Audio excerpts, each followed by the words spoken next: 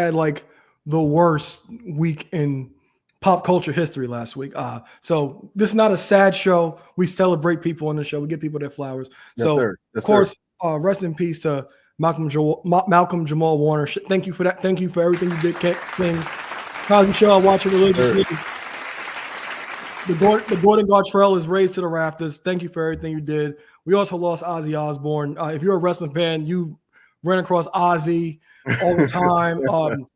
Me personally, like, I'm not sure if this was you, like the WWF or WWE pay-per-view songs, like they used to, like they would hit.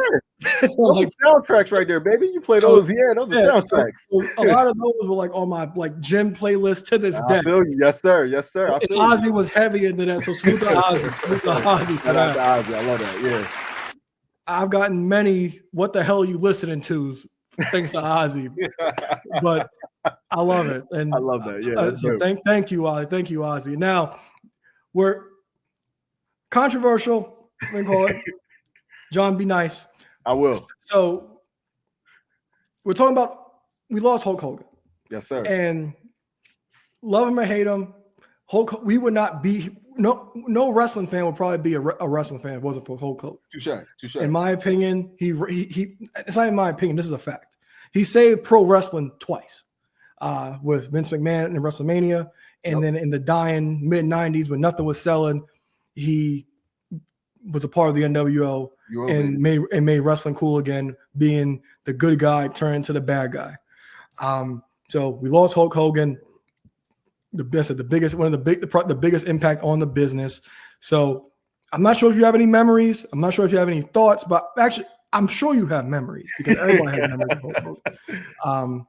But some favorite moments, anything positive you have to say? Yeah, definitely, man. Yeah, like I told you leading up to the show, man, controversial, as you said, man. When it comes to Hulk Hogan as the wrestler, he was a superhero for us, man. Growing up, I'm 36 years old, started watching wrestling early 90s, mid 90s when I really fell in love with it.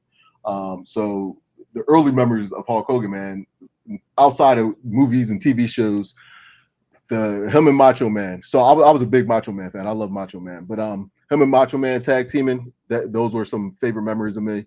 And then you already mentioned the one that nobody will ever forget. The biggest memory of Hulk Hogan to me is him joining the NWO. For me anyway.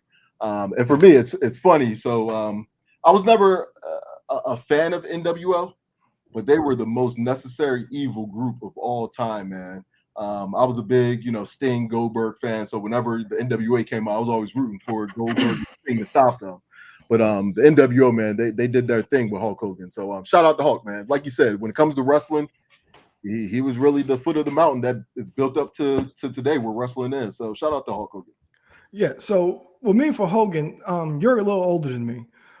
So for me, when I started watching Hogan, like the red and yellow, eat your vitamins and stuff like that was pretty much gone for me. That was gone. Yeah. So my first introduction to Hulk Hogan, like I knew who he was when he was red and yellow, but I didn't start watching. So like my first was like full on with Hulk Hogan was with the NWO because you couldn't get away from it. Like NWO was everywhere. It was everywhere. At every store, gas stations or whatever. NWO branded anything wrestling was everywhere at that point. So for me, I don't have like I said the early 90s Hogan, but for me it's like Hulk Hogan. My memories stem from his return in 2002. Okay. With the NWO, with the failed bringing back of the NWO, because I remember watching the promo on Raw with Rock and Hogan. That was building their WrestleMania 18 match. I remember WrestleMania 18. That's the moment I remember. I remember watching that live on my. Yeah, that was classic right there, man. I remember watching that live on my hot box. Watching the double turn happen. Well, not double turn, but watching the fans back again. I enjoy watching that. But my personal favorite thing of Hulk Hogan was in an episode of SmackDown of 2002 when he brought back the red and yellow. Because Vince McMahon announced he would face Triple H at Backlash, and then Triple H cut a promo. Hogan comes out the Voodoo Child, which is also on that playlist I talked about. The Voodoo Child, and like the crowd's losing their mind. Cole and Taz is selling it. He got the red and yellow back, and then you also see like Triple H like smirking and smiling, things like that. He was loving it. Yep. He was loving it too because it was all the feels for him. So those are some of my favorite things about Hulk Hogan. So, now, and like I said, like not like this was a time where ring work wasn't as looked upon as it is now, but you can't not have anything good to say about what Hulk Hogan meant to wrestling. You can talk about Terry Bollea, but with the guy you saw on your TV screen for a couple hours, a few days a week, he brought you happiness and he brought you joy. He definitely did, man. He definitely did. Yeah. So thank you, Hogan.